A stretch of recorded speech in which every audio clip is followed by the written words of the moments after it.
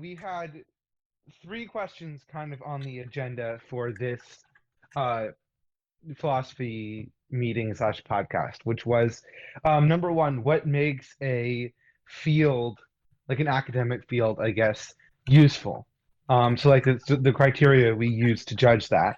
And then second, sort of a follow-up and summary of our discussion about, science versus philosophy that we did last time. And then the meat of the discussion that we maybe wanted to do today was a sort of discussion of um, long-termist consequentialism versus like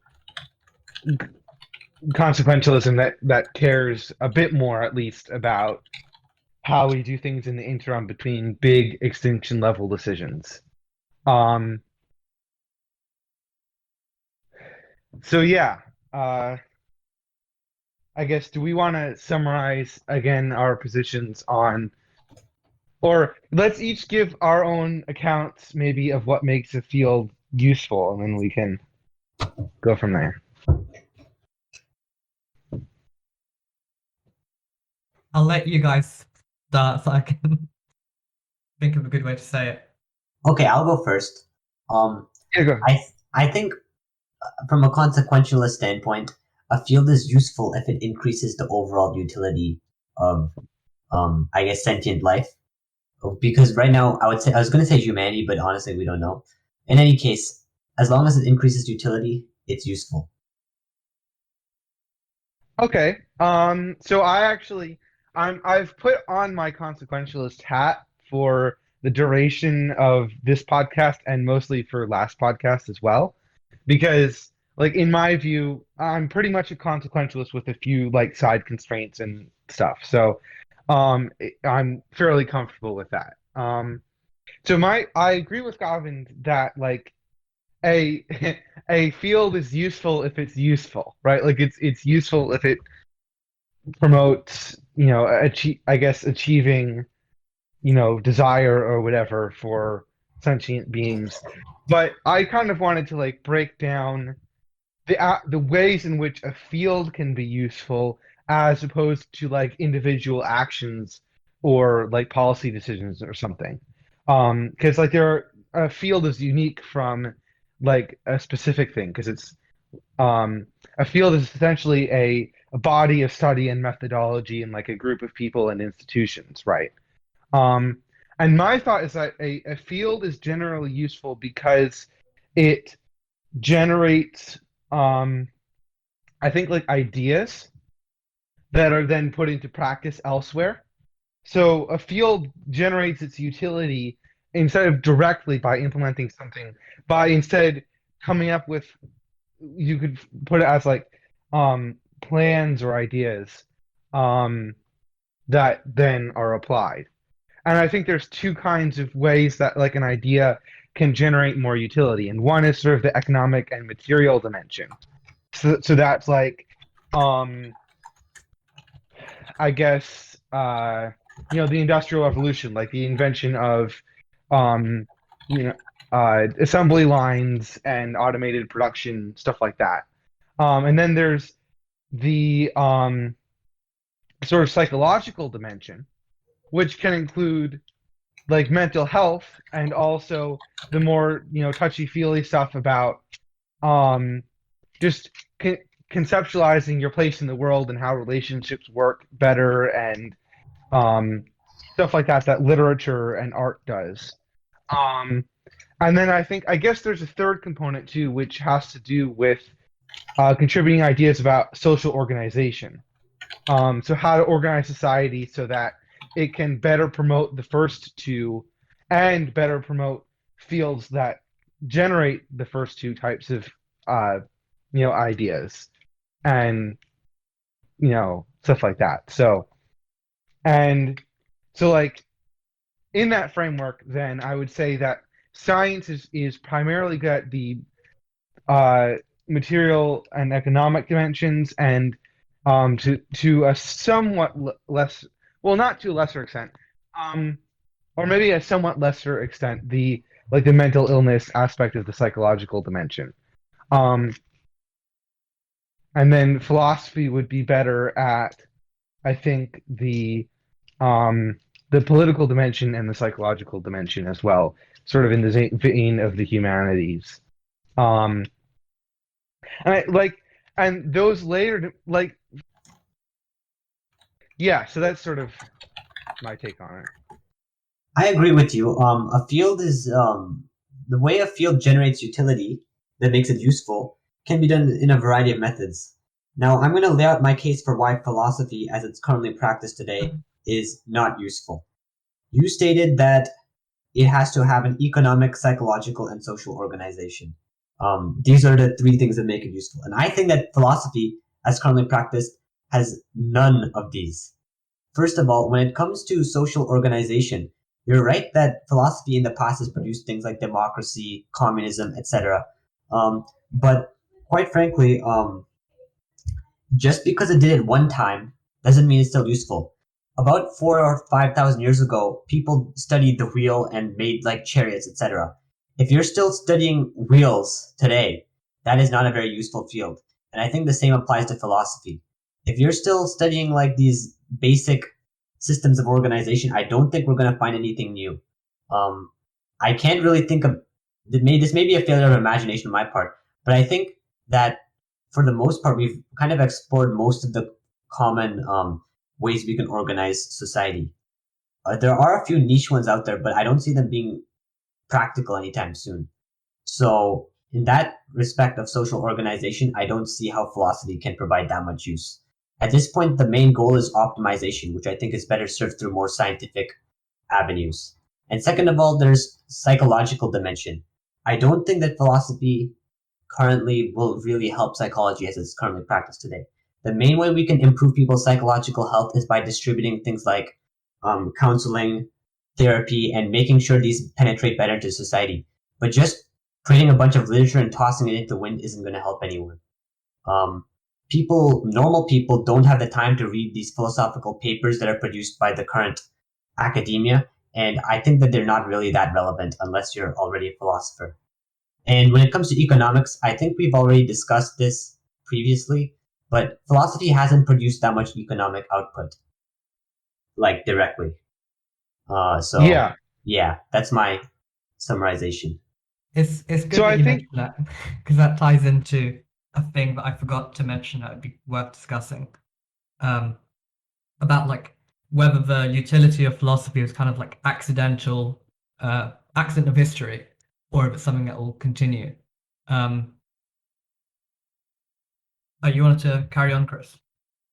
so. I did want to briefly respond to each of Gavin's points on the political, or I guess the social, psychological, and material aspects. So, on the social aspect, I don't, I like, okay, so I think it seems strange to me to just um, say that we've thought of all of the ways that we could organize society and that we've decided uh, that we've decided on the right ones, or the right ones are the ones that are currently being implemented right now, such that we just need to like analyze what's currently around and compare the well-being in Denmark versus the US or whatever, and change our politics accordingly. Like, the actual social structures that we have are so dependent on historical accident and conquest and stuff that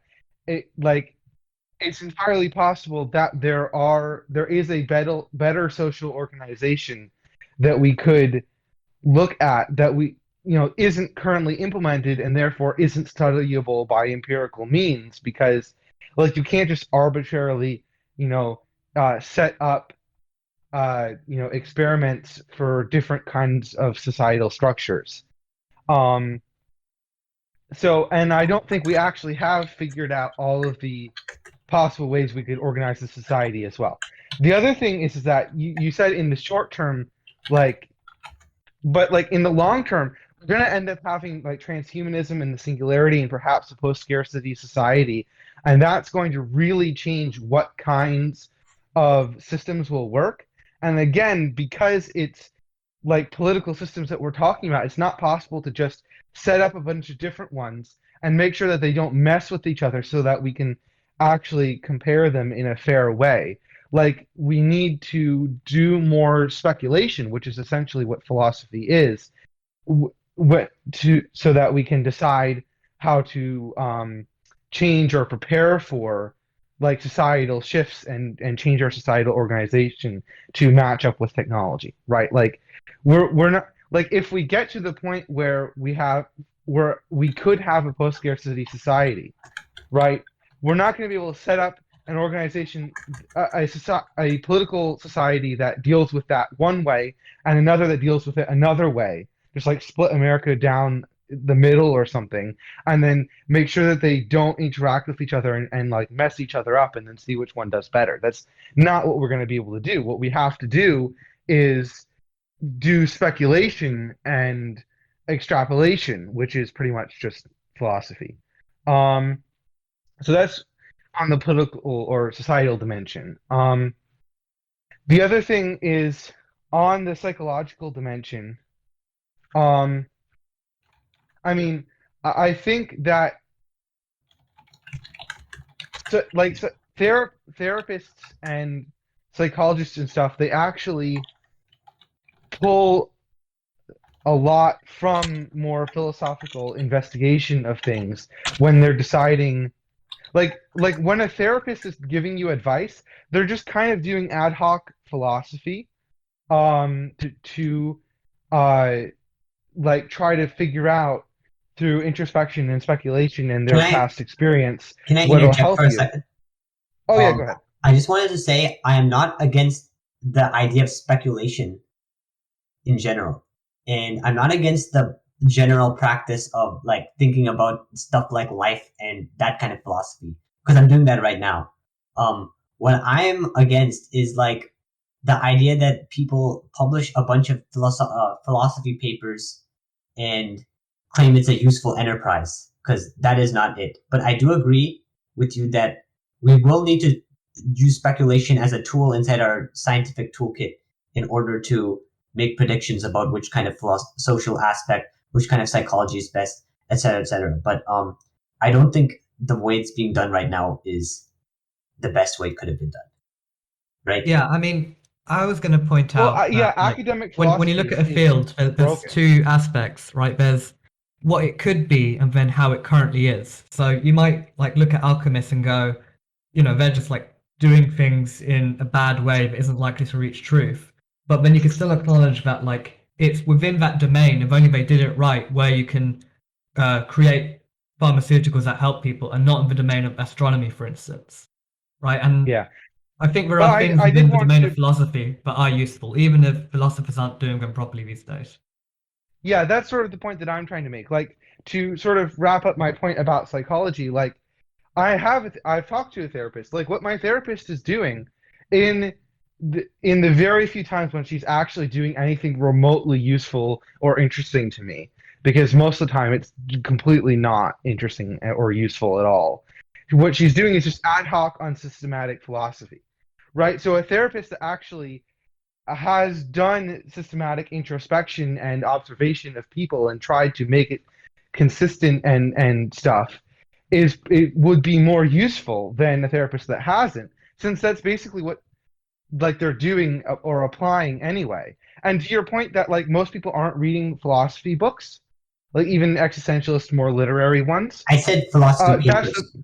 or yeah, but like most people aren't reading philosophy books or philosophy papers, but like if someone Or did science systematic papers. introspection and observation of how people's like minds work and what makes them happy and stuff and tried to make it consistent and did analytical uh, work on it, which is philosophy, then a therapist could read that and because the therapist's job is to do this kind of research and then distill it and apply it to the person that they're communicating with.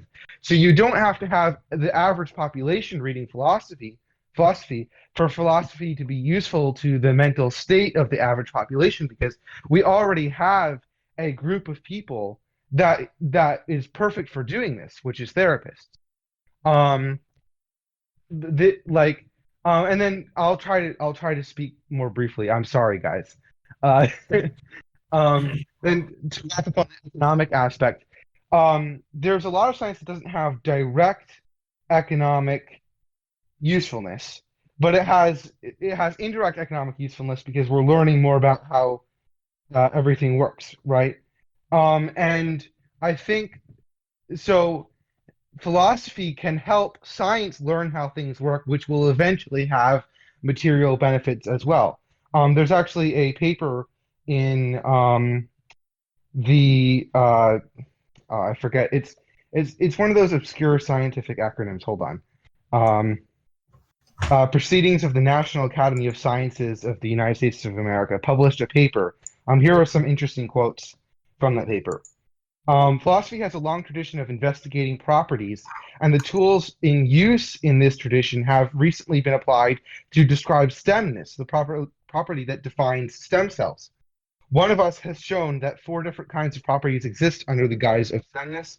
Stem cell and cancer biology researcher Hans Clavers notes that this philosophical analysis highlights important semantic and conceptual problems in oncology and stem cell biology. He also suggests that this analysis is readily applicable to experimentation. So, one of the Can I domains that is unique to philosophy, right? Conceptual analysis and like breaking down like definitions and the implications of definitions is actually useful to science. Go ahead. I think it's BS. I like not to be blunt, but I think the entire bit with the ontology of stemness, I thought it was reaching very hard. Like obviously, to me it was very clear that stemness can be a property, etc. It can be a quality of the cell. That much is quite frankly very obvious. Like obviously, since you can turn normal cells back into stem cells, it's not just a what you call it, an inherent quality of the cell that makes it like this. It can be acquired and disacquired. And I thought that I thought that in general, I don't think anyone else is ever going to use that paper that was written. It seems kind of obvious. Sure, someone might cite it, but I think the insights from it are blindingly obvious. Um, and Okay, I mean, but there are other examples from the same paper that I think are even more demonstrative. So, for example, um, uh, in the life sciences, philosophical reflection has played an important role in issues as diverse as evolutionary altruism, debates over units of selection, so genes and phenotypes and stuff like that, the construction of a tree of life, the predominance of microbes in the biosphere, the definition of the gene, and the critical examination of the concept of innateness. Likewise, in physics, fundamental questions such as the definition of time have been enriched by the work of philosophers. For example, the analysis of temporal irreversibility by Hugh Price and closed temporal curves by David Lewis have helped dispel conceptual confusion in physics. There's also a lot of stuff in like cognitive science. So I the like people in these fields seem fairly convinced that philosophy has made contributions. Um, I and you can I think like plus like the one of the major theories in immunology, I won't read the whole quote because I've been reading too many quotes, but like the major theory of immunology that we have now, as far as I understand, was actually constructed by a philosopher, because like the other ones weren't like adequate, and then it actually led to um, producing like testable experimental results and designing new experiments and stuff like that. And I think that the core of this is that again, conceptual analysis, coming up with like good definitions, and also like are both exclusive. Like that's what philosophy is for. That's why philosophy um, is about like having good reasoning skills. And also like when you're designing a theory to explain a set of facts, like facts don't just generate theories on their own, right? Like when you're figuring out, um, a system, like a coherent system to explain a bunch of facts and maybe unite other theories, that's kind of a philosophical endeavor because you there's an infinite number of theories, theoretically that you could come up with that would fit data, right? You have to look at theoretical virtues, or sorry, intellectual virtues like explanatory power, explanatory scope, simplicity, Yeah. stuff like Okay. that. I understand what you're saying, but I think that I looked at the paper and I looked at the examples that you mentioned earlier with regards to the closed timeline curves, etc. I thought that I thought that it was mildly useful theoretically, but when you look at how little examples it were compared to the amount of interaction physics has between, say, chemistry or physics and biology or physics and basically any other field, it's quite minimal. And especially with the physics and slash philosophy of time, in fact, the physics has influenced philosophy far more than the other way around. Because before that, there used to be presentism, which says that only the present moment exists.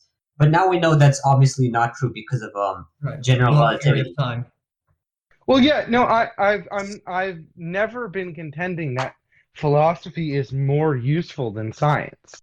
I'm just saying that philosophy offers some use such that we shouldn't like perhaps relegate it to purely the endeavor of people that do it for free for fun, right? And like, okay, so the in the US uh we allocate 1,508 times more funding to the science to research in the sciences than the humanities, right?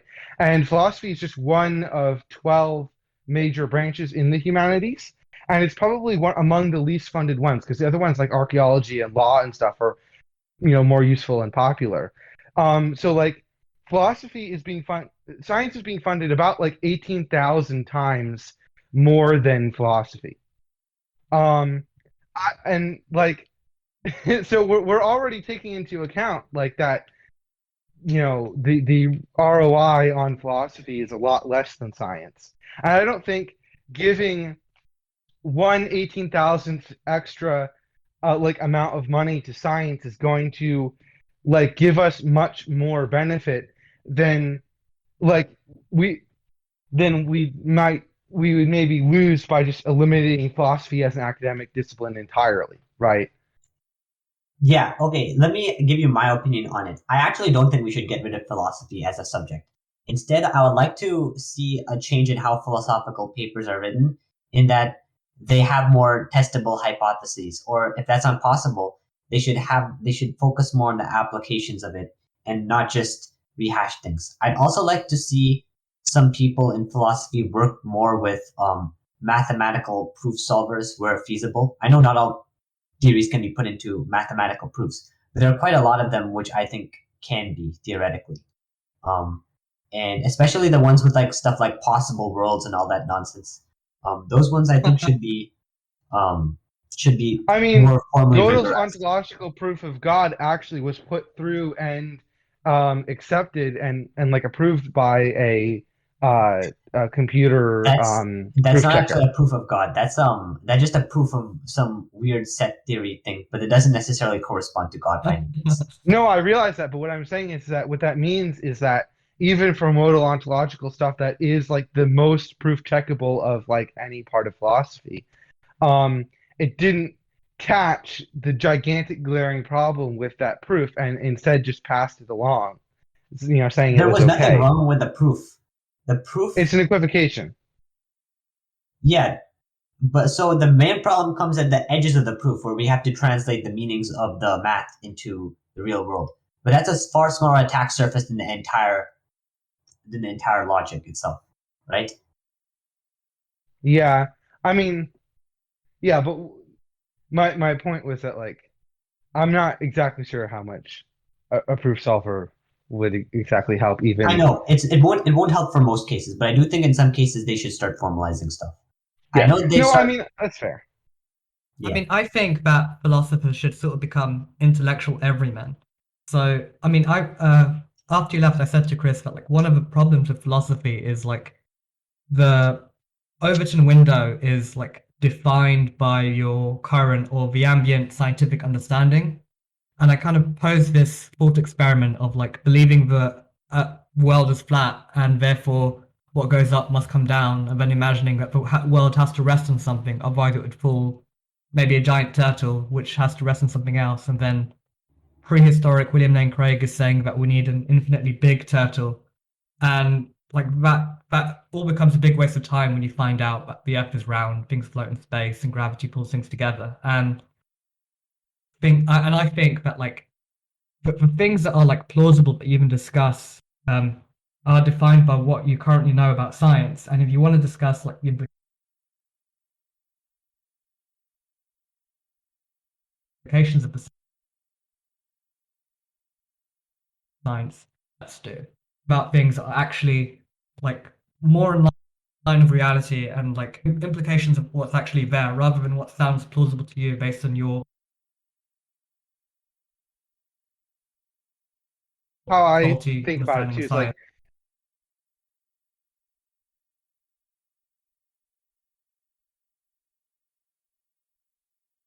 ideally what science in like you know because again part of philosophy as a uh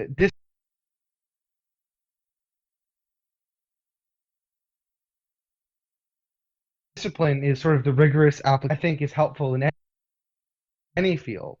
The second thing that I would like philosophy to be doing is sort of the more existentialist, like literary kind of thing that then either people can get directly or can filter out into culture or like therapists can adapt for people's, specific needs and understanding in order to have like a more complete understanding of how like of the human experience and how to sort of live it in a way that's good for maximizing people's utility, right? And then the third thing that I'd like philosophy to do is the sort of I guess also in the first category I should specify that that includes um like generating theories that then scientists can take up and test as well. And then the third thing that I'd like philosophy to do is kind of um, like I think Said means like take the implications of scientific discoveries and um, like sort of apply them to how we should understand the world. So if science comes up with a certain conclusion, and then you go, okay, so like what does that actually mean for so like sort of in a popular science way, but popular science is often not only inaccurate, but often inconsistent and poorly thought out. Like, so again, it can benefit from a more philosophical, systematic approach where it doesn't have to be like really abstract or esoteric, but if you apply, philosophical ideas to it, you can make it applicable to everyday human experience in a way and like work out some of the implications that would be harder to test but are more useful for like people's everyday lives. So understanding what it actually means that like maybe we don't have free will or something along those lines. And how we can keep perhaps a conception of like moral responsibility or myself as an agent in order like or like explain to people why if we don't have free will that doesn't mean that like they're not responsible for what happens in their lives and they shouldn't go into like this depressive spiral. Like that's kind of a task for philosophy. So I don't know.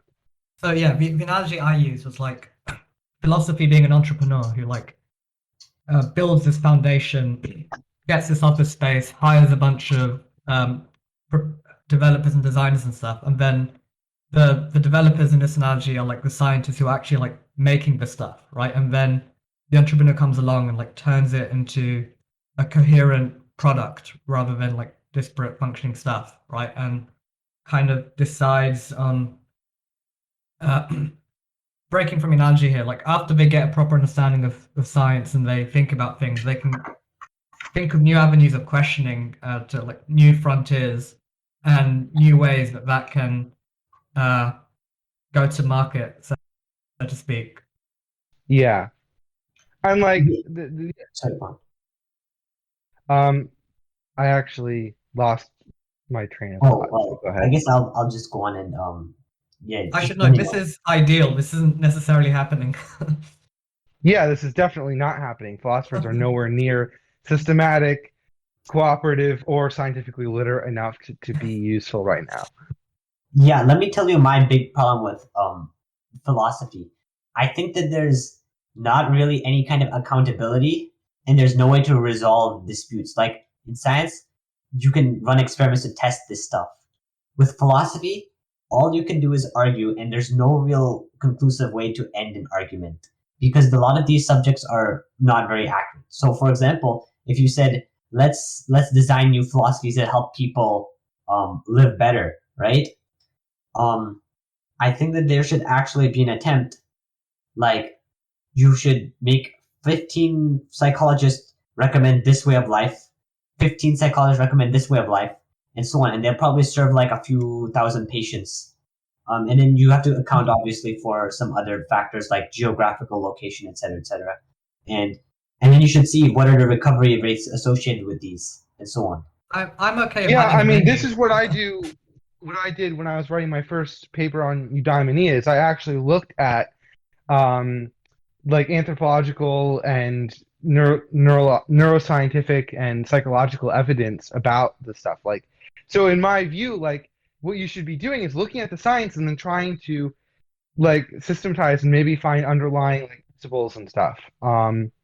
Oh, this is what I was going to say originally. It's like so so for one thing, like p-values in science, which is sort of how we determine whether a scientific paper is evidence for one hypothesis over another, don't take into account priors. They're just saying whether something is more predicted by the hypothesis than the null hypothesis. And so, like, priors are something that isn't really supplied by science. It's more supplied by philosophy, and the philosophy that does that needs to be informed by science. What's a prior? But so like the inherent plausibility of a hypothesis. So this can change depending on the complexity of the hypothesis, how like naturally or inherently it'll like how well it links up with the other hypotheses that you have, stuff like that. Um, So someone claims they spotted an alien spacecraft, right? Then the prior probability has to include whatever technology we used to get from wherever they were to wherever we were, and somehow bypass all of our detections, and and not like just why they would want to do that. yeah, and we're seen by like a random loon, right? Yeah. So my point with the priors is not that priors are completely a-science or pre-scientific, but that priors are not supplied by academic scientific literature because that's not their purview, it's not their purpose, and that's not what p-values do. And so like I think that supplying priors by doing an analysis of the inherent plausibility of a hypothesis is something that philosophy with the help of other scientists and scientific literacy could do. Um, Another thing is that like science tells us what things kind of look like, but it doesn't really tell us what conclusions we should draw about what something actually is underlying that. And our conclusions about that can influence what experiments we design and what like where we go look for things. So, for instance, is space time an emergent property of matter or something that's prior to matter? Or is everything just like a quantum field or the different interpretations of quantum mechanics, which all equally explain the data but have different implications about, for instance, like a multiverse or what experiments will do um, if we could even run those experiments, stuff like that. I think those kind of papers should be handled by physicists, not by philosophers. Yeah, well, that goes back to the Daniel Dennett quote where it's like, does it does it bother you that most physicists actually think cosmology is just bad philosophy? I think a lot of it is, not gonna lie. A lot of cosmology, like the multiple, like whatever the Max Tegmark's one is, the mathematical universe hypothesis. That thing is pure philosophy. I don't think it's ever going to be testable in a practical way. Yeah, and so people are going to keep doing that because it's interesting and it might lead to other insights about like how we describe things and do things scientifically in a sort of like lateral way, even though it's not directly testable. And it would be improved if the people that did that sort of cosmological speculation actually had philosophical training so they knew how to use reasoning and logic correctly, and You already learned how to use stuff like reasoning that. and logic correctly as part I of being a mean, scientist. yes, but I mean, I've seen a lot of kind of crack-brained uh, stuff with people like deGrasse Tyson and Lawrence Krauss. So I mean, I have some doubts. I think like I don't know. Yeah, I don't. The reason why I'm kind of biased against philosophy is just because from what I've seen, there's a lot of um, just talking and not enough doing. Yeah, that's my basic qualm. What's wrong with that? Yeah. So I But don't again, have like much. also, I think it's strange, like the idea that we should only. Yeah, I mean, I guess. Yeah, I mean, I guess we all agree that for one thing, philosophy should be relatively far less funded than science, but it already is. I think we also all agree that philosophy needs to change from how Yes. it currently is. Although I think our only real disagreement is the specific ways in which philosophy is useful, and I think maybe it's perhaps a little more useful than Govind does, for instance. I actually think that a lot of the fields that you recommend philosophers should do in the future should be taken over by science. The reason why is because philosophy as a field is generally dedicated, not very scientifically rigorous. There's a lot of BS that goes around, and it's harder to Well, catch in a philosophy paper than it is to catch in a scientific paper. yeah, I mean, my argument would be I think that like you should have um, sort of layman philosophers that do like some of the less rigorous stuff, but then you should have philosophers of X where they get training in a certain scientific field or a certain field of the social sciences or whatever, and then they also get training in like the history of philosophy and like philosophical reasoning and stuff, and then they sort of use both those tools to aid and help like um cross discipline cooperation and stuff like that. Did You you know? know that PhD stands for Doctor of Philosophy? Yep. Yeah. So that's basically what you're describing. Yeah, I mean, I'm just saying we should actually like do that more because as far as I'm aware, like if you're getting a PhD in science, there are basically you have like you maybe take one like it's maybe required to take one philosophy course or something, an introduction an introductory one that's just basically just the history of philosophy. Which reminds me, the history of philosophy kind of needs to die. Like right now, most of academic philosophy is just trying to interpret what older philosophers Oh my goodness, actually I hate meant, that so much. Yeah. and it's or just like rehashing the older views. It's terrible and stupid because again, those philosophers weren't aware of, and they were talking about things that now can be empirically tested or observed, and they weren't aware of like the actual data on it. When Aristotle was talking about um, stuff, it's stuff that's like about the external world. So you could just go check, and it's just wrong half the time. I forget what he specifically said about women. Oh, he said Teeth. that women Teeth had number. extra teeth. Yeah. Yeah, and it's just like what the fuck? Like you could just like literally just open a woman's mouth and go like 1, 2, 3. Like It's especially um, embarrassing for Aristotle because he really did have like the ability to do better. Like he did better many times. So it's like a really strange lapse in this case. But yeah. And yeah, another thing that he got wrong was like his whole unmoved mover rested on this intuitive idea of physics where if something is moving, something must have moved it. But as like Newton showed, actually only if it changes its rate of movement. If it's moving, it'll keep moving forever, and if it's stationary, it stays stationary forever until something changes it. So yeah. you really need like an accelerator, decelerator, not mover. Oh yeah, the And argument from movement slash change, like the more recent ones. I'll send you guys like the argument is in like its syllogistic form. It has like 10 premises, and I think I disagreed with like 9 of them just based on like a basic knowledge of physics. And yet, of course, people are still walking around thinking this is actually like viable. And I think this is the problem that Gavin has with philosophy, to be fair. yeah, but I mean, you can kind of say a similar thing about science, where if someone presents pseudoscience, but they give enough like charts to a layman, they can't tell the difference, right?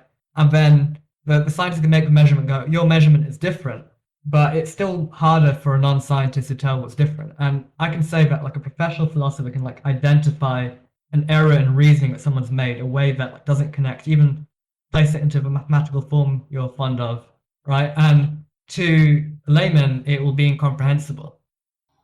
Yeah. Well, so I think so. Yeah. So philosophy suffers from a dearth of scientific literacy and a over focus on historical philosophy. I think the other thing too is that the writing style of like modern philosophers is just kind of bad, like artificially so. I think Steven Pinker had a whole talk on this, although he was criticizing most academic fields, including science. But this is especially the case in philosophy, where like so, I've got a lot of problems with Rothbard as a philosopher, and stuff. But one thing I will say for him is he writes very clearly, so that like a layman can understand what he's saying, even when he's talking about stuff that's just as complicated as like stuff that philosophers talk about.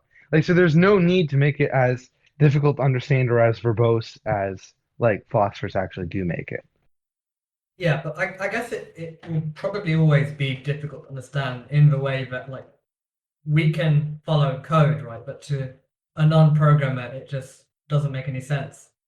Uh, True, but I think most like philosophy right now is kind of verging on like obfuscation here, where like they've taken their C code and replaced all the variable names with like one letter names, and then they've shaped it into a donut. Oh yeah, I remember. I remember seeing that thing. That was crazy. Yeah, And then they make the donut spin. yeah, that was a yeah, brain fuck pun, not intended. yeah. So I think we've all kind of arrived at as much of a consensus as we probably will, which is I a just pretty want Yeah. to large take consensus. Yeah. To be Roman's clear, opinion in one. I, Go I, on. I, I actually don't want to get rid of philosophy as a field. I just think it can do better. Yeah, and I Yeah. think to be fair, again, we're already funding like science about 18,000 times more than we are philosophy. So like, is switching all like funding from philosophy to science really gonna like help science that much? You know? Yeah, it's doubtful. So, okay, I wanted to get your opinion on whether the improvement to this is philosophy or not, which is, let's say you're doing a study on dishonesty. You want to measure dishonesty for like psychological or sociological reasons so that you can know like the traits of a dishonest person, how to deal with them. And then like, how do you measure that? Because when the one of the difficulties in doing social science, you have to take this concept that people are kind of familiar with, but then you have to make it operational and make it so that it's like one-dimensional and measurable. And so, is it like frequency of lies, or is it like magnitude?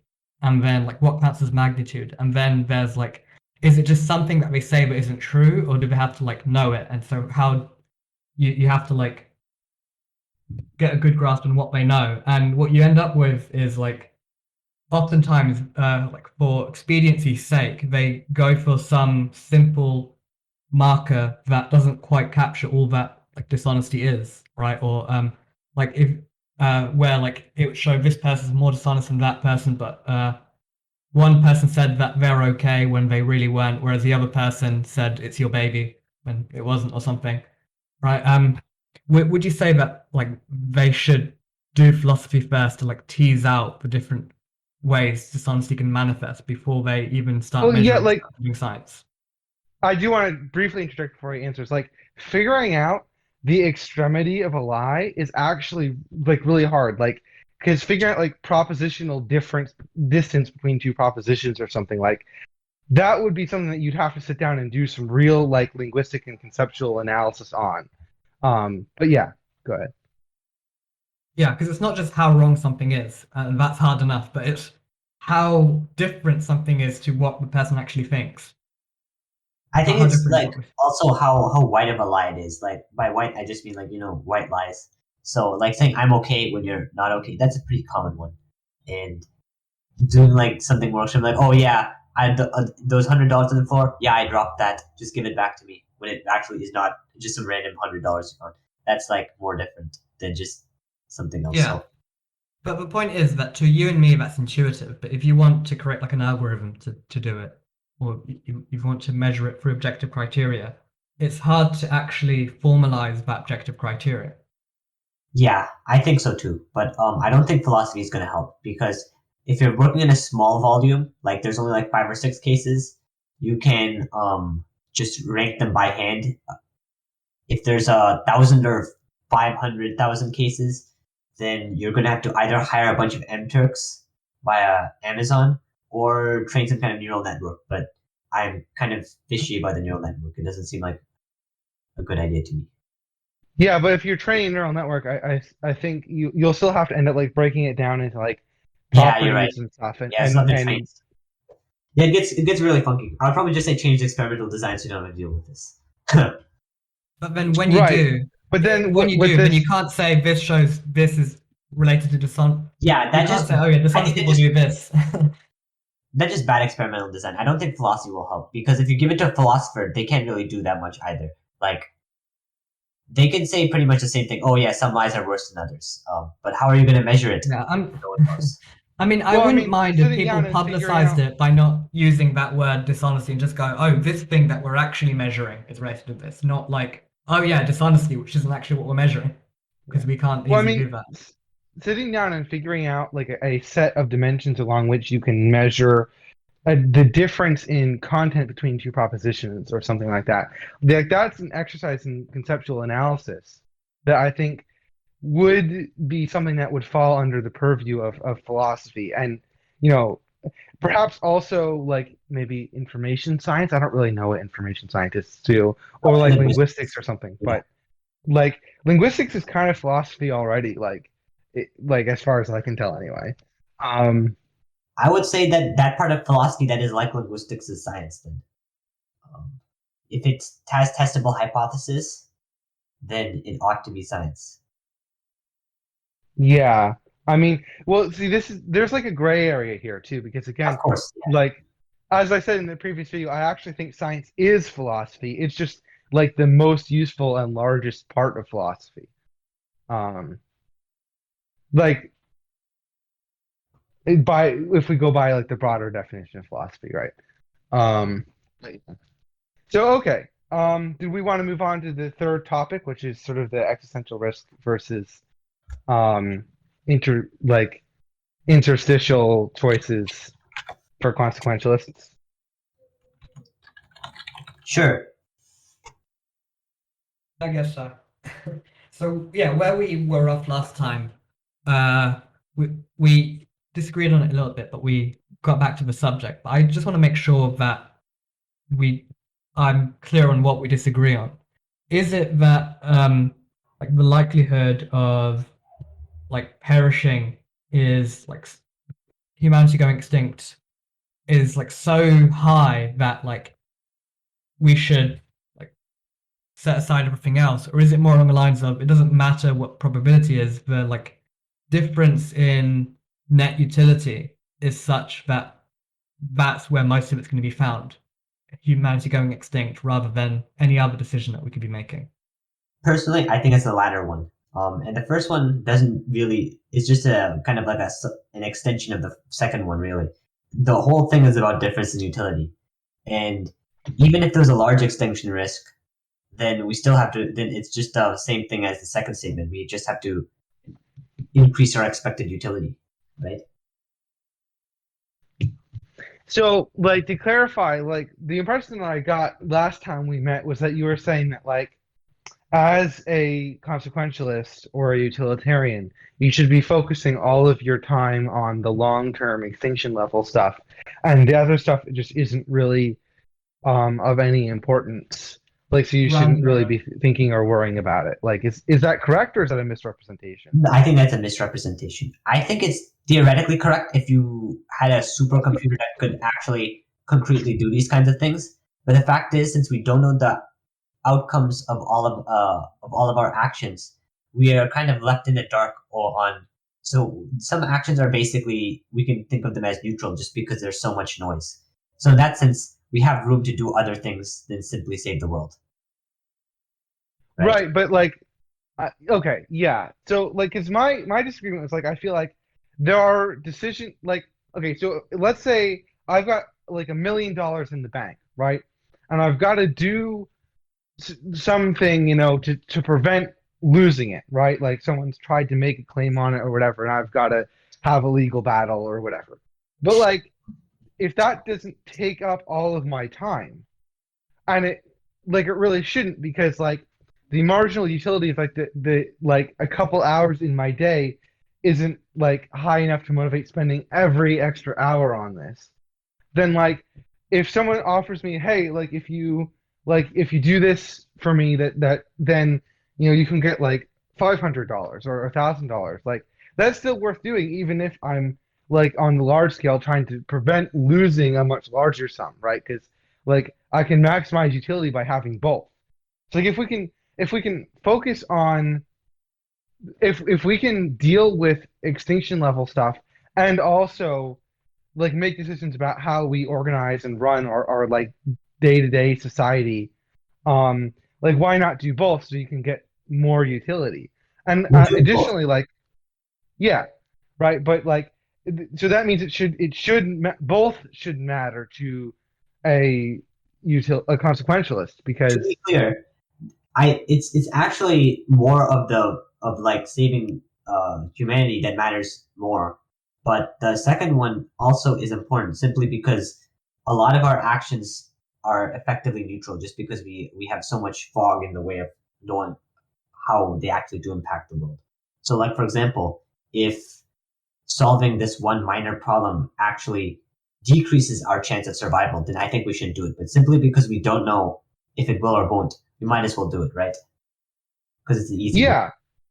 So like, because like, so for what, like for an example, right? And this is uh gonna be a little bit of a caricature just for clarity's sake. Like, so if we're talking about raising the minimum wage to like $100 an hour or something, right? Like, yeah, right now what's more important is probably solving climate change, right? Like figuring out what to do about climate change. But like, again, like each of for most of us, spending like even like spending like an hour more time thinking about climate change, or like even doing individual things for that, isn't going to like affect it much.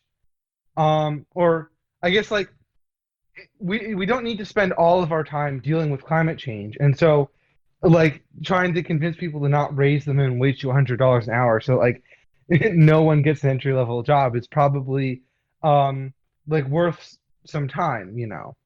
Um, Sorry, the example kind of confused me. Are we supposed to be for minimum wage increase or against minimum wage increase? well, in Interested this, in either way. yeah, it should be relevant either way. I would say against, but Yes, like I got you. the point is, it'll have a pretty big effect on people's employment, and therefore like their happiness and like long-term wealth. Will Like, also impact climate change directly by changing how much people are employed in the automation levels. yeah, So I it, would say our judgment should be based on that mostly. Does it does it actually impact, like if our goal is to save the climate, then our choice on whether or not to support the minimum wage increase should be based on how much effort, basically how much the minimum wage increase is going to impact that, and secondarily on how much effort it would take to uh, enact that change versus work on climate change directly. If that makes right, sense. but like I don't think that kind of decision, or most like decisions like that, would have like a very big like actual effect on climate change. And so I think like it would be relevant to consider how happy it makes people, like Can you without elaborate like on the without, utility function that you're trying to optimize? Yes, that's a big Because one. it I, seems like it seems like you think existence has like a net positive by default, and therefore increasing population and not having zero will be like net increase. oh Is yeah, this that is an interesting topic. I actually think that even if our net utility is neutral, I still think we should try to save save people, simply because as long as you think that it's possible to have a positive utility, if it's possible to have a positive utility, then we should still try to save humanity from extinction, because there's still a chance it could create positive utility, right? Even if Right. Like, humans don't have Yeah, positive utility. but that's an oh yeah, interesting I was asymmetry. yeah, I'm fully willing to grant that like either that or that people existing is inherently positive. My point is just that like I don't think there are a lot of policy decisions that don't clearly or substantially impact like existential risk Yes, stuff, I but think we that agree on like this. you can improve people's well-being in the meantime a lot by changing, and so I think that kind of stuff still matters. Yeah, I agree with you. Um yeah. But like Oh wait, carry on. I did want to briefly add before, actually, so you go ahead because I think your point will lead to the point that I wanted to make. So, But what I was going to say is like the how you think of the net utility of existence versus like ways that we can make it will have an impact on whether you think like the things that we can do to improve the quality of life of people that are currently here and for the future is like more or less important, makes it like higher in importance compared to preventing extinction, right? Like especially since there's also the chance that it gets significantly worse.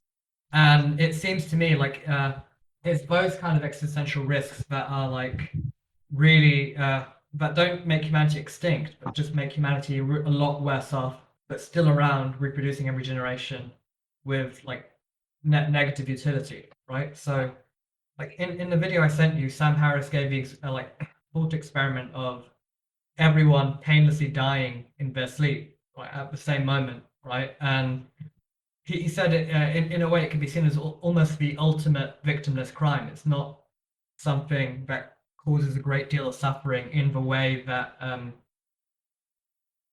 like radioactive war could, for instance. Yeah, I agree. yeah, so this leads to the point that I was trying to make, where like if someone suggests a societal change, let's say that increases um like net utility by more than like net utility is right now, or could decrease it and put it in the negatives, that will then matter more than um like a decision about existential risk, because how much existential risk matters depends on like the actual net utility that people are experiencing. So let's say everyone is like in a hunter gatherer, like we go back to like what is it, like 50,000 BC, everyone's a hunter gatherer, right? Like if someone suggests sort of like a magical way to like suddenly accelerate society to like post industrial revolution, like massive amounts of wealth, far less death, stuff like that, far less sickness, far better mental health in all likelihood. Um, and then someone else says, well, yes, but um, like we right now we've got to uh worry about like these bears that are invading and might kill us all, right? Because there's only a few humans at that point or whatever. Um, like if you can like obviously like you need to prevent the bears so that you can make that change, but like it's not so clear that the bears are the only thing you should care about, like. And then on the other side, flip side of it, like if someone's saying, well, in order to prevent a certain existential risk, what we need to do is um like reduce everyone back to being hunter gatherers, or maybe like actually no, worse, like institute Nazi Germany, like do a Fifth Reich or something, where like there's genuinely a whole lot of negative utility because everyone's like under an oppressive police state, right? Like okay, like if I had a choice between like human extinction and humans living the rest of their existence like in like essentially like Warhammer 40K, right? Like I just choose extinction. like Yeah, I like think I from understand what you're saying. I think there's a term for this. I forget what it is. It's something like S risk, if I recall correctly. But yeah, it's just like there's like a term for it, but I actually agree with you. There are situations of negative utility which we should also avoid. But I think this is pretty much well incorporated into the theory of like long termism anyway, yeah. if I recall correctly. Yeah, but like this is sort of why I think it actually really matters how we solve existential risk problems, like not just solving them at any cost, because some solutions to existential risk might actually not be worth it, and some might be more worth it than others. Like this is why I'm really leery of the one utilitarian guy I know, and I'm genuinely positive I'm representing him correctly, although I might be wrong because I'm a fallible being. But like, who thinks that the correct way to solve the climate crisis is for everyone to go full like Chinese state capitalism, right? And he's Yes. a like, I actually feel like if that was the case, maybe we should just let climate change happen. And be like, I'm just really leery of that. Like, the idea that, we need to do it at all costs and, like, Yeah, it seems bad to me. I just posted a link. S risk. That is the term actually. It's basically an S risk. An S risk is just a kind of a situation that causes astronomical suffering. Yeah. So Um, that's accounted for. But yeah, I also agree with you that climate change is not like the end all be all of reducing suffering. There are other things that could also cause a bunch of suffering. Right. yeah. You shouldn't be like the Amanda Waller of ethics, right? Who's like, oh, I found a way to stop this bad guy by killing a bunch of innocent people. And then, well, have you tried stopping the bad guy without killing a bunch of innocent people? No, I found a way. Let's do it. Yeah. Well, so this is sort of why, in theory at least, and I haven't really read his specific stuff, and usually with these kind of people, there's more problems than you'd see on the surface. But Bjorn Lomborg has this really interesting book. Let's see. Ah, here it is. Um, How to spend 75 billion to make the world a better place. And like, sort of his point is that climate change is a really big existential problem, but like it really matters how we solve it, and we don't have to solve it by doing like a green new deal. And like if we solve it in a better way, we can like have better overall results in a number of ways. And he points out that like we can do things in the meantime, perhaps not to the exclusion but of dealing with climate change, um but that people are ignoring that could make a really big difference. um Personally, I've always been partial to the idea of a space mirror. Oh, hold on, my AirPods died. 1 second.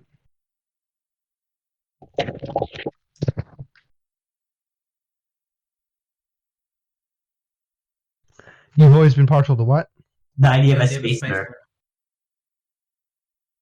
Space what? Oh, Mirror. space mirror.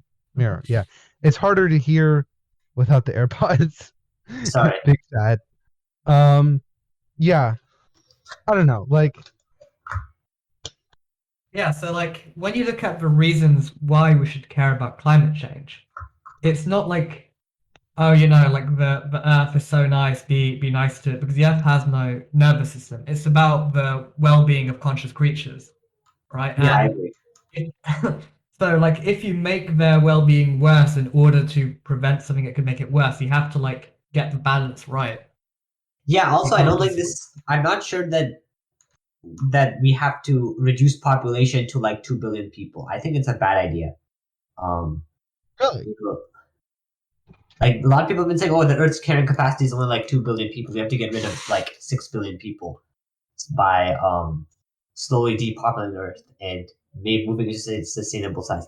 I think that's a bad idea because it kind of like as a like my personal population ethics are just some. So removing a bunch of people is probably going to reduce the total amount of utility. you could So also this is fit everyone interesting. on Earth in Texas and give them like comfortable space. Logistics would be hard, but I don't think Yeah, it's that's true what that I was we'd just gonna exhaust bring most up. of It's that. like if you had a city about as dense as Manhattan, I think, if I recall correctly, or like a little denser maybe, you could fit all of humanity in Texas, and then the rest could just be like farmland and like factories and shit, like to feed that. Like, so it seems odd to me to say that the Earth's carrying capacity is significantly less than where we're at now. We just need to be smarter about how we do things. Um, I personally don't have much tied into like my sort of consequentialism has more to do with like the I guess maybe the average happiness of actually existing people, or I'd have to sit down and Why? work it out. I What do you mean, say? to me, it doesn't make any sense about the average happy. I think the average happiness is a terrible metric, and it doesn't really make sense at all. Like that's one of the ones that I was like, what? Because average happiness doesn't mean anything to me. Like, why do we care? I certainly Okay, so actually, yeah, let me revise that. Maybe again, like I said, I I'm think not exact. utility of people who are currently around. Yeah, well, yeah, more or less like it's how happy or how the well-being of like the people that actually exist, because those are the people that like I'm going to be seeing or interacting with or might like influence people I see or interact with, or that like so I the like increasing population isn't as important to me, like because like it's actually existing people that I want to be happy, right? but Um, if these guys were going to exist anyway, then why wouldn't you want them to be happy? So to me, like it doesn't make much sense because let's say you're going to have a child in say 3 months. Does that future child's happiness not matter? We can just it's morally okay for us to ensure that they end up in like after they're born they'll just end up inside a like a I terrible mean, childhood, or do we owe their something to the existence child? no, has because again, overlap, I don't. right? My consequence, I don't want to like there. Yeah, for people that will be actually existing, I that also matters because again, like once they start existing, they'll start mattering, and so if I do something that like makes it so it's impossible for them to be happy, right? Once they start existing, that's going to be a big problem for me. So like if there's a hypothetical person, I care hypothetically, right? And then like you can act on hypothetical like future um or if there's a future person, I care about them in the future, and you can act on things that you care about in the future, right? That's just kind of how action is. Um but like I don't think like purposefully trying to motivate people to make more or less people like matters as much to me, because like instead of a person that would exist anyway, now you're trying to make more people that wouldn't have existed unless you pushed for it, like I I don't actually see the difference. I don't think there's a real philosophical difference between people who would have existed hypothetically and people who will exist. You know, I think That's uh, because your rules increase the experience of happiness. yeah, But and Chris my is empathetic with people, like feels empathy. Well, not that much, but maybe. But he feels empathy for people and wants to increase their happiness, not happiness in general. yeah, Is that but it's considered this way. We already know that there's no privileged reference frame, especially with regards to time. So any philosophical theory has to take into account that fact that there's that inside a different reference frame, it is the future already. so like anyone, if you convince someone to have a child, that child was destined to exist before you convince them. I understand that, but what I'm saying is when you actually act, you can't act assuming that like the outcome of whatever you're deciding to do is already foregone. Like, okay, if a waiter goes up to you in a restaurant, right, and asks, "What do you want?" You can't just say, "Well, let's wait and see." Like, I mean, part of my action to get what I get is saying that. So in that sense, I already have to make the choice for something that will happen, right? Because I don't know yeah, yet, and but so like I don't know what maybe the I'll order future something. will hold if I act towards convincing someone to have a child. Like, so if I'm deciding whether to convince someone to have a child or not, I don't know if it's a foregone conclusion that they'll have that child or not, because I don't know what I'll decide to do. And so decisions about if they're already planning to have a child, or they wouldn't have a child without me interacting with them, should obviously factor into what I'm deciding. Like, Yes, that's a given. yeah, and so what So I'm saying is like that since my utility function cares about people that would exist, you do or will exist without my interference, like there's no motivation for me to like to go up to someone and convince them to have a child, because like if they were already going to have a child, and that's fine, like I'm concerned about the child. But if they weren't going to have like the child, like I'm then I think that this is not very that kind of probably be a utility very awkward thing to ask. is not is not very coherent because um it's focusing on what would happen without you, but it doesn't really make any sense. Like, is it what would happen if you suddenly disappeared and everyone forgot about you, or is it what would happen if you told them don't have a child versus you told if them I did have didn't a child? take that, it's what would happen if I didn't take the action that I'm deciding about whether to take, which is a perfectly valid question. People, when I'm deciding whether to act or not, like I think most people consider what will happen if they don't act. Like I think that's Yeah. usually something that's included when you're deciding whether to take Well, that action. not acting is also an act to be considered when computing utility, right? Okay, so when someone's deciding whether to commit the null action or commit Yes. a positive action, usually they're like they compare what they think will happen given the null action and what they think will happen given a positive action when Yes. they're deciding whether to stick with the null action that'll just happen by default, Gotcha. right? Yes. Yes. And so what I'm saying is that if I'm going, like if I'm deciding whether to be a natalist or an antinatalist, right? Like the like I guess to not, if I'm deciding whether to not care whether people have more children or to push for people to have more children, the null action, right, is not caring, not pushing for people to have more children. And so I should consider what would happen given that versus what will happen given the positive action of trying to convince people to have more children. All right. I And understand. Yeah. since like I'm mostly concerned with actual people or people that like will be actual whether I take the null action or not, then I don't really have an incentive to push for more people to have more children, because like that, does that make sense? Yes, I understand where you're coming from. I just think that that your function doesn't add up. It makes sense for you as like a personal thing, but if we were to globally apply this policy, it would totally collapse. And I don't Well, think no, I think that there's enough Why would it collapse? overlap because it's the people that exist now, right? And we all exist at all the people that exist now exist at more or less the same time. So then there'd be enough overlap to have shared concerns, and then it'd be about their children who'd continue to exist even after people now don't exist, Yeah, but they'd well, overlap some with them and people care about them. some people actually want children, right? Like aside from whether they've decided that like people in general having more children is like a plus to their utility function or not. Like, and so like if people followed my utility function, we wouldn't run out of people. Like, no. What like I'm I saying is it discourages acting for the future. It basically says if I only care about people who exist right now and their happiness, then I can make short term decisions which will ultimately um not be good for anyone.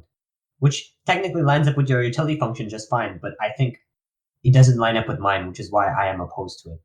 I I mean, there's guess. a kind of well, but inverse again, plan like or I, I guess it can it's not that appeal. I don't care at all about the future. What I'm saying is like I'm doing like a very normal decision theoric thing, which is discounting, like having a percentage less, like time preference. Essentially, I have a certain percentage of less care about like the future beyond Okay, my life or whatever, that makes because sense.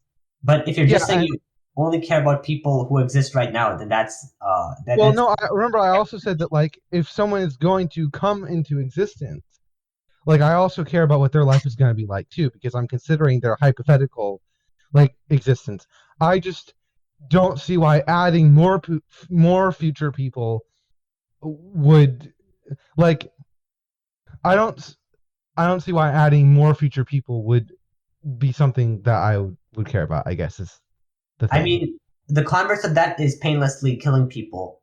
And I think that if you could hypothetically painlessly kill people, then I would say no. It's kind of the same thing. I say don't painlessly kill people and do add people as long as it's painless, right? Yeah. But in your theoretical world, it's okay to painlessly kill people as long as it doesn't like cause harm. Um I mean, of course, there's like ethical about what they would prefer and so on, but ignoring that.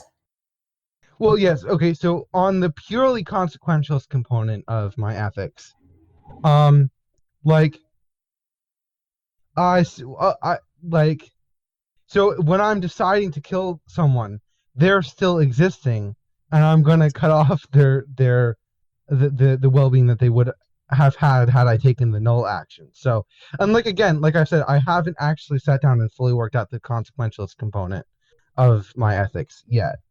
But it, it like I think that the best way to explain it is like I'm like most concerned with optimizing the happiness of people, not just happiness, like Sayed said. So like I want people that are going to exist like or that do exist to be maximally happy as far as that's possible. Um but I'm not sure that I want like so I want people in the future to be happy as well. And that doesn't mean that I need some people to exist in the future as well, right? But I think that'll just happen by default because people have sex and condoms occasionally break. Like um but like I don't since I care about the happiness of people that do or will exist, like instead of just like the total happiness itself, then adding more people doesn't really um increase my Yeah. utility function because like if they're like does that make sense?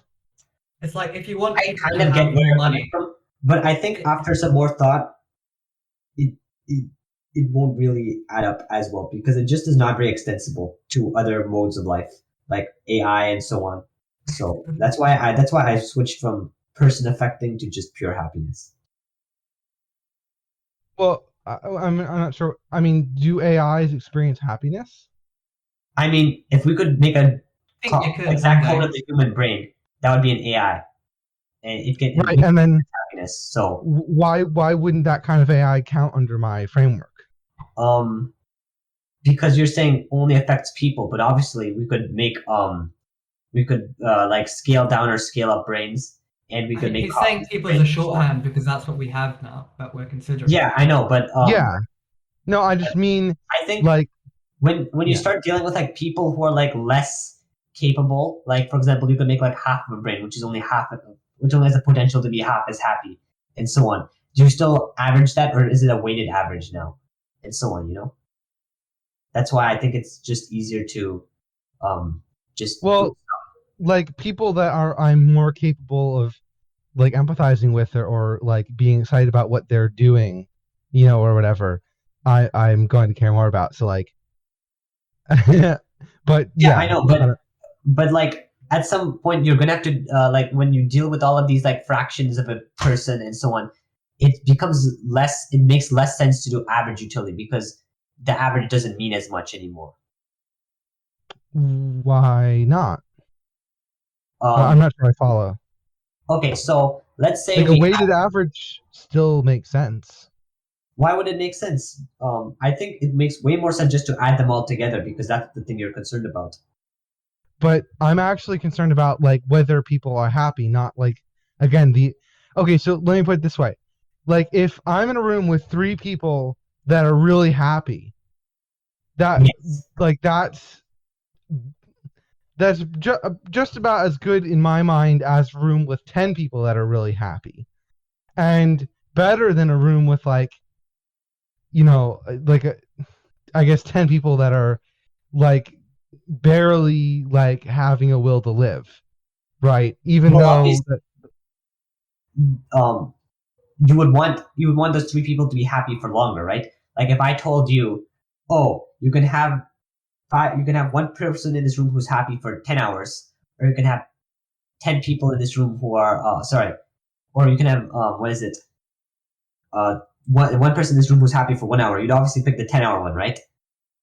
yeah, I think no, his what important I'm trying to get distinction. at is that what I'm trying to get at is the it's about how happy it's not about the total amount of happiness that is overall. Like, so let's say there's 10 people that are happy enough that their happiness sums together is more than the three maximally happy people summed Yes. together. I'd Yes. still prefer that there'd be three maximally happy people instead of the 10 people that are just happy enough that their net happiness is more than the net happiness of the three maximally happy people. Um, I I think okay. like I don't want like a happy man to materialize into my room right now. It's just that if I am in a room with a man, I'd want that person to be happy, assuming he's like not yeah. Nazi or And something. let's take this in a sci-fi direction, right? Like Yeah. I'd rather like we live in um I can't think of a specific example, but like a far future like post scarcity society where we have a population of let's say 8 billion, but they're all like real like they're like maximal almost maximal well-being. Like they're all pursuing like the really meaningful hobbies and they're all really enriched people and they're all very happy or whatever. I'd rather that than a hell world of 100 billion people where like maybe they have more happiness on average, but they're like not on average, but like each In individual total. has more happiness during his life than sadness, but they're all like not really particularly happy. Because like if that makes sense. I mean, I think that Like because it the doesn't. future that I want is the future where we've increased technology and stuff so people are really happy and fulfilled, not the future where we've just like outbreeded the like the stars in the universe, I don't really get this view at all. This is like one of the views that I know people have, but I legitimately have no clue why they hold this. Like to me, this view makes zero sense at all, and I'm like, what? Um, so maybe you can Well, help I me. mean, the same goes for your like the point of view of someone who would prefer Hell World Oh, to. okay, it's not. See, you've called it a hell world, but it's really not, since the average amount of happiness is greater. No, Okay, but so totally. wait. Let's Maybe let's let's take out the loaded names. So we've got yes. the high breeding, You can low just call it. average happiness world. So we've got high You can just call it high population, population, low high average low happiness, average. and low population, high average happiness. I'd prefer low population, high average happiness to high population, low average happiness, and And you'd prefer vice versa. yeah, and I'll tell you why. Basically, imagine you were reincarnated every single person, right? So you have a choice whether, like, it's kind of like the same choice you'd have whether you could say, oh, I'm going to do a lot of heroin and die in a year, or I can not do heroin, I won't be so happy, but I'll die in 10 years or something like that. And If we I know that. had a choice to be any random person, like in one of those worlds, I choose to be a random person in the low Oh, population, high yeah, of course, if you, happiness world. because you'd only live for, because you're more likely to end up. That's a perfectly reasonable choice. But what I'm talking about is, imagine you were like the egg. If you've read the Andy Weir story, and you have to live Yeah, all of their lives. Then it starts to yeah. make sense, right? You don't want to. If you think about it, it's more like balancing the amount of happiness. Like sure, I'm not getting like crazy high every day, but I do have a consistent, reliable life. If that makes I mean, sense. if I had to live every single life of every person in one of these two worlds, I'd still prefer the the high average happiness, low population world to the low average happiness, high population world. So Like, I don't see why adding more people that are less happy would make more sense from the egg's perspective. Why not? You do To it all the take time. that perspective. You do it all the time. Otherwise, it is a perfectly logical conclusion taken to the logical extent. If you only care about average happiness, take a giant bottle of heroin, do the heroin, and then overdose on it. You'll be happy for an existence. Your average happiness will be extremely high. You'll only live for like a few minutes, but your average happiness will be way higher than it would be if you were just chilling and doing your work and so on, right? Again, I think you're fixating on the word happiness when it's a shorthand here, or a Of kind course, of sort of Well, a high note. besides that, I'm talking about average happiness per person, not average happiness over the course of that person's life. I'm Like, saying, and my entire point with the egg is imagine you took all of their lives and put them one after the other, right? So you got to live like reincarnate the whole time, and then if you view it that way, I find like my view makes more sense. I mean, I'd rather like. It's all about experience. If you think about a person's life, it's I just think one so. long bout. If you're taking like so if you're taking the egg thought experiment in that direction, then you're kind of getting to Rawls territory where you're sort of like begging the question in favor of like wanting you're converting the average happiness per person to average happiness per amount of time in your life. No, I And was trying to illustrate to then you why my thing makes sense. Because you were saying that, oh, I don't understand why you would possibly want that. well, I I was still don't understand because I'm not sure why like constructing the egg scenario in that way is sort of again because it's begging the question it assumes that you value it's uh like it assumes that what should be valued is um like the like amount the length of the life and amount of happiness instead of like the average happiness per person's I'm life. I am saying that you already value length times amount. You're not just valuing current because the way you live your life already Right, but indicates. the amount of people doesn't map to No, length of life. okay, yeah. So you're saying of course the amount of people matters, but I the reason why I discount this is simply because if you think about your life, right? It's just been one kind of long now, right? You're doing things and you're still doing things and you keep doing things, right? So there's one kind of frame inside your head that represents where you are right now, and this frame has constantly changed throughout your life. If you can imagine what it would be like to be a different person, you can kind of imagine like a different frame in your head, like a different view of how things are and so on. But you're still doing this, like you're still experiencing, feeling, and being, right? No, I mean I'm already valuing the length of life over and quality of life over like the average of happiness within average amount of happiness within a single life. That's why I'm not want specifying that the high happiness, low population world is just a bunch of people that live for like 3 hours and are dunked in heroin tanks, right? Like, but don't see why. Um, so I'm taking each person, totaling up all of the happiness and like fulfillment and stuff that they experience in their life, and then averaging those totals. Whereas you are just you are saying that if I were to do that, then by logically speaking, I should also take the amount of happiness someone experiences over time in their life, average that, and then average the totals. But those are completely different No, mathematical operations. Simpsons I was saying, paradox. yes. I was saying that hypothetically, if you decided to like do an egg scenario, then they would be equivalent. But if you don't do an egg scenario, then of course they're logically distinct. Right, and I'm not an egg. No, Okay. have Let me you put it read the this way. story? I have read the story, Yeah, I thought it I was. haven't. Just making but sure. if you're gonna say that there's like um, I was afraid you were gonna do a Pascal's wager for a second there. Oh no. Like, Yeah, how do that, you know you're not an egg? And then if you no, are, then No, you know. Hughes wager. no. I just kind of wanted to.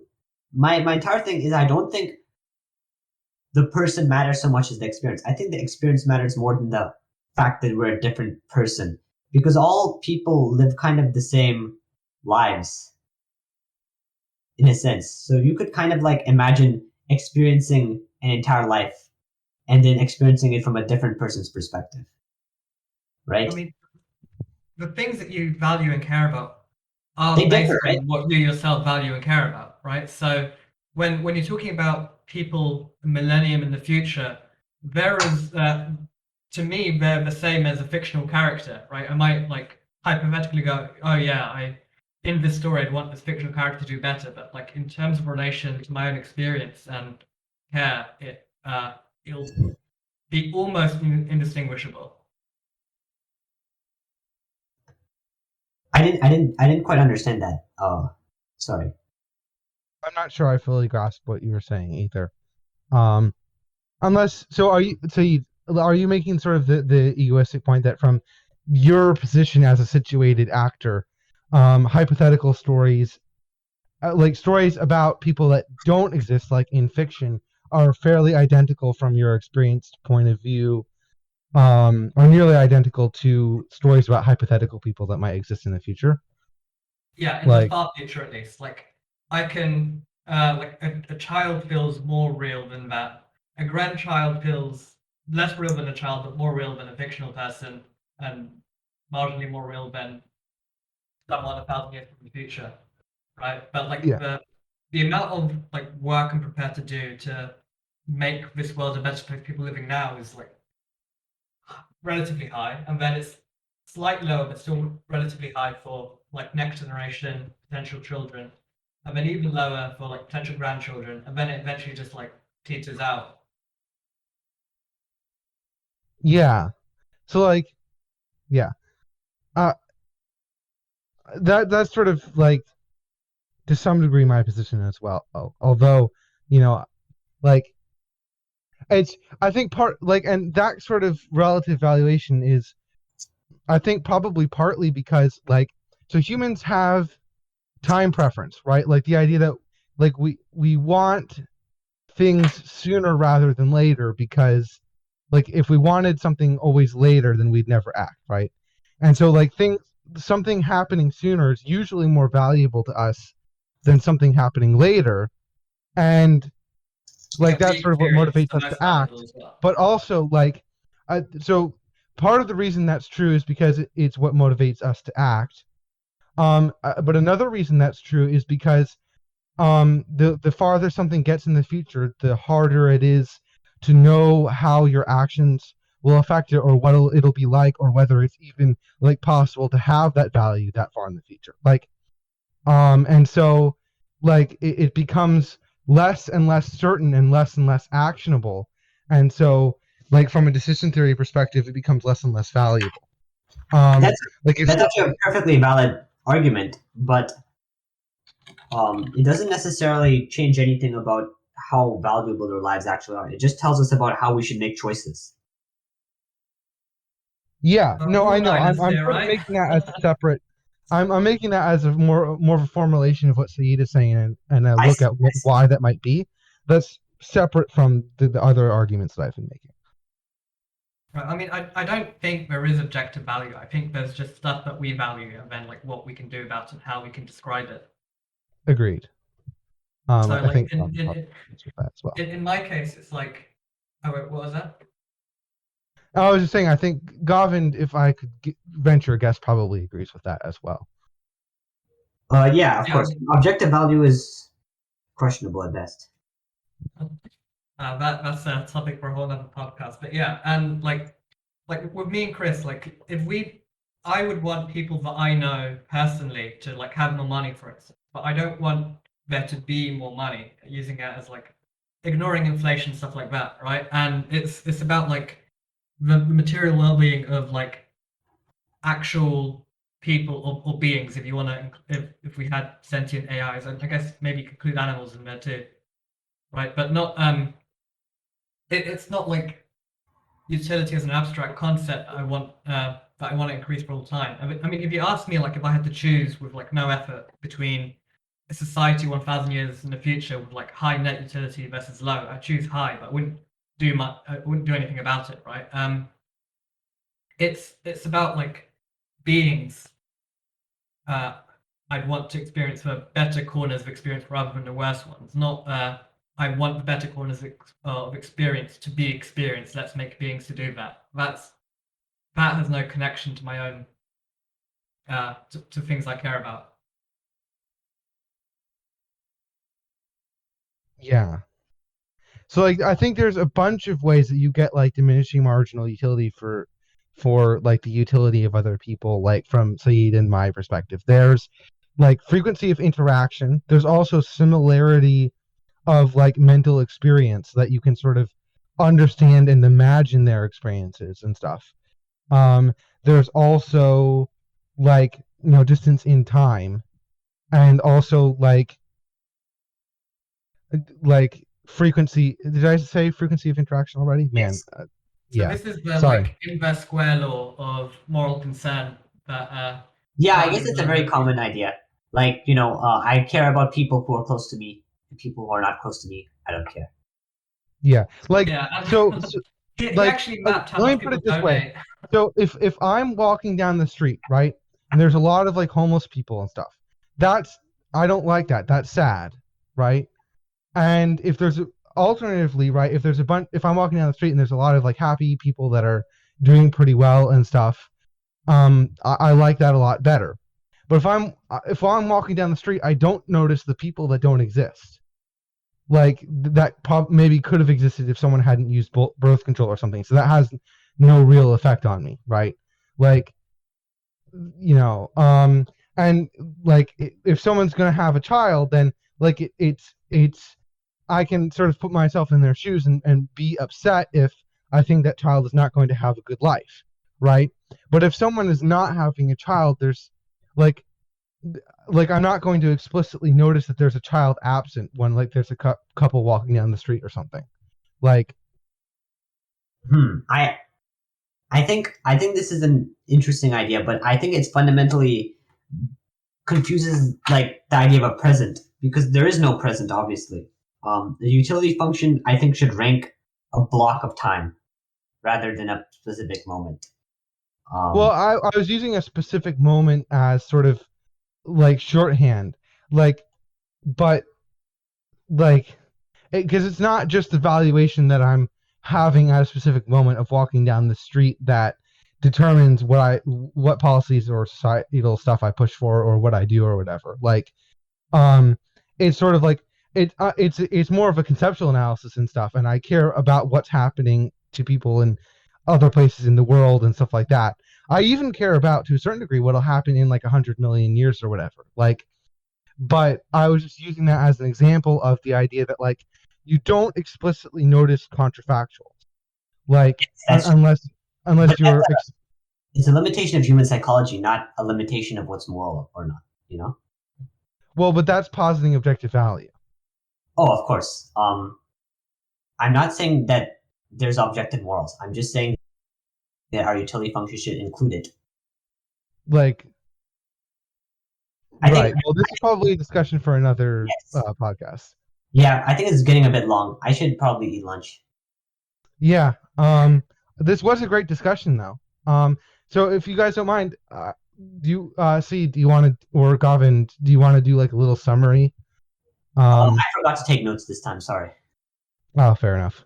Um, All right, I'll give it a go. So yeah, first we discussed the value of philosophy and science, and what makes the field useful, and we sort of agreed has to increase utility. There's a handful of ways to do that, like psychology or economics, and that science is a lot more useful, but we shouldn't completely get rid of philosophy, but we do need to improve it. We do need to make sure that they use more science, they use more mathematical notation, they weed out the nonsense, and they write better. And then once we sort of agreed on that, we talked about existential risk, and I think we got you to agree that like you shouldn't not do stuff that makes life better, even if existential risk is more important because we don't know if it'll increase the likelihood of it or not because of all the fog difficulty to tell how things pan out. And then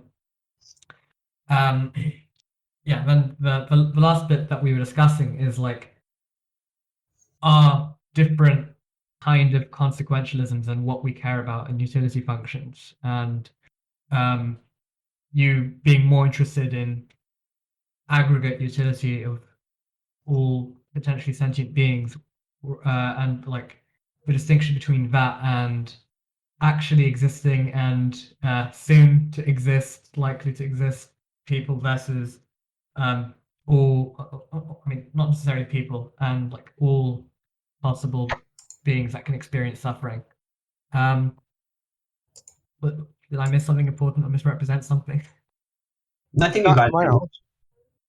Like we did have one particular disagreement about uh I think that philosophy is generally useful in all three of the categories in way in is like can be useful in all three of the categories in which a field can be useful. Not as useful as perhaps other fields, but psychologically it can help therapists, economically and materially it can help scientists, and societally it can help with like speculation and stuff since it's hard to run tests.